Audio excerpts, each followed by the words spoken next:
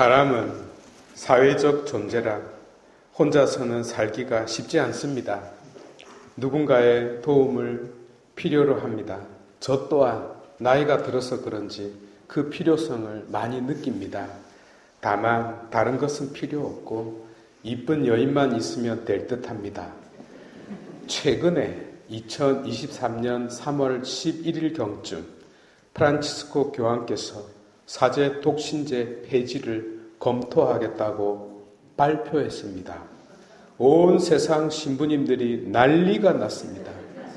이 말은 개뻥이 아닙니다. 진짜입니다. 구글을 검색해 보시기 바랍니다. 교황님께서 참으로 진지하게 검토하겠다고 했습니다. 저는 개인적으로 프란치스코 교황님을 별로 좋아하지는 않았는데 이날부터 교황님을 위해서 열심히 기도하고 있습니다. 그리고 지금 제 나이가 마지막 가능성이 있는 나이입니다. 만약 이 사안이 10년 혹은 20년 이상 지체되면 저는 반대할 것입니다. 정말로 교황님께서 강건하시길 빕니다. 그리고 돌아가시기 전에 꼭 전 세계 모든 신부님들의 원인을 해결해 주시기를 간곡히 청하는 바입니다. 주님, 프란치스코 교황이 오래오래 교황자에 앉아 계실 수 있도록 크나큰 은총을 베풀어 주소서. 아멘. 그러나 어쨌든 우리가 누군가의 도움이 있더라도 결국에는 하느님의 도움이 없고서는 아무것도 이룰 수 없습니다. 그렇지 않습니까? 사실 오늘 말씀의 주제도 하느님의 도우심입니다. 우리 모두 다른 것이 아닌 그분의 도움을 간절히 청하는 자 되도록 합시다. 여러분, 혹시 사막에 가보신 적이 있습니까? 저는 종종 사고가 난다는 캘리포니아 데스밸리, 죽음의 사막에 가본 적이 있습니다. 사막의 햇빛은 불덩어리가 머리 위에서 떨어지는 듯합니다. 입술은 마르고 숨도 제대로 쉴 수 없고 정말 뼈가 녹아날 듯 더위가 엄습합니다. 물과 음식이 없으면요 공포가 덮쳐요. 사막에 사는 사람들은 이를 너무나 잘 압니다. 모르면 죽게 되니까요. 모세도 이를 잘 알았습니다.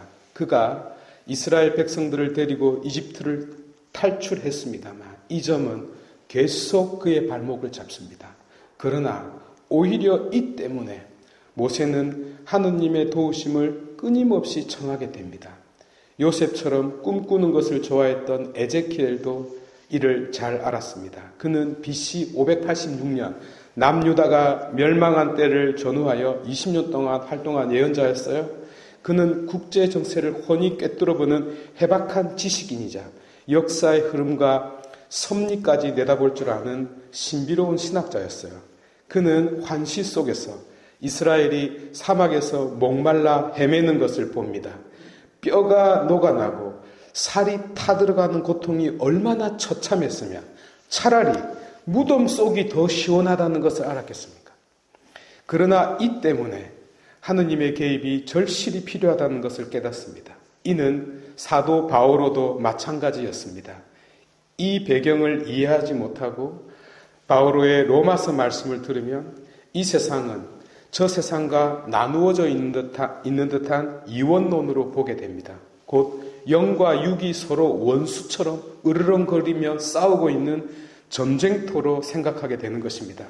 세상을 이렇게 갈라놓고선 새 속에 속해 있는 육신을 마구 공격하는 것처럼 느끼는 것입니다. 그런데 이 삶의 자리를 이해하시면 다르게 다가올 것입니다. 사도 바오로는 육신을 물이 필요한 사막으로 보았습니다. 그렇다면 여기서 물은 무엇일까요? 성령입니다. 그분은 육신의 사막 한가운데에 영의 오아시스가 함께 있는 그림을 그려주고자 했습니다. 에제키엘의 예언이 터무니없는 환상이 아니라는 것을 알 수 있습니다. 오아시스의 그 물을 한 모금만 마시더라도 죽었던 육신이, 곧 목말라 지쳐 쓰러졌던 육신이 다시 생기를 찾고 일어설 수 있으니까요. 놀라운 것은 죽었다가 다시 소생한 라자로의 사건을 통하여 이를 명확하게 드러내준다는 사실입니다. 라자로라는 이름은 엘리에젤, 곧 모세의 둘째 아들 이름과 똑같습니다. 하느님께서 도와주신다는 뜻입니다. 첫째 아들이 게르솜이지 않았습니까? 외로움, 나그네, 고독녀. 그러나 그 인생을 둘째 아들 이름을 통해서 하느님께서 그를 도와주시고 함께 하신다는 것을 알게 되죠.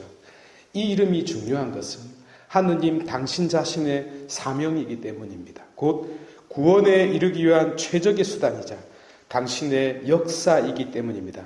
지세포 성도 여러분, 어쩌면 지금 우리의 처지가 이렇게 목말라 쓰러져 있는 상태가 아니겠습니까? 삶에서는 지치고 인간관계에서는 상처받고 만사에는 아무 의욕도 없고 뼈는 녹아나고 앞으로 가야 할 곳은 끝없이 펼쳐진 죽음의 사막밖에 없지 않습니까? 어떻게 이 길을 건너갈 수 있습니까? 오아시스의 시원한 물 한 모금입니다. 생명의 원천이신 분께서 주시는 생명의 영을 마시면 죽음의 길도 꽃길로 변하나이다. 아멘. 라자로가 다시 일어난 것이 뻥이라고요? 아니올시다. 영이 자신과 함께 한다는 것을 느끼지 못하는 자의 인생이 뻥입니다. 그것도 개뻥입니다. 바로 이 대목에서 키에르케고르는 성경 최고의 해석을 남겼습니다. 그리스도께서 가까이 오시면 죽더라도 죽지 않은 것이며 그리스도께서 가까이 오시지 않으면 살아있더라도 죽은 것이다 라고요. 덧붙여 살아있는 동안 그리스도께서 가까이 오시면 그 삶은 이미 영생을 살고 있는 것이다 라고요. 중요한 것은 그리스도께서 가까이 오시는가 오시지 않는가입니다. 영이 그 안에 살고 있는가 아닌가입니다. 나아가 내가 그것을 느끼는가 느끼지 못하고 있는가입니다. 왜냐하면 신앙이란 이 세상에 살아있는 동안에 느끼는 생명이기 때문입니다. 살아있는 동안에 느끼는 기쁨이기 때문입니다. 하여 매 순간이 놀랍고 나날이 새로움이라는 것을 느끼지 못하는 삶은 황금으로 도배된 집에 살고 있더라도 죽은 자들이 살고 있는 집에 불과합니다.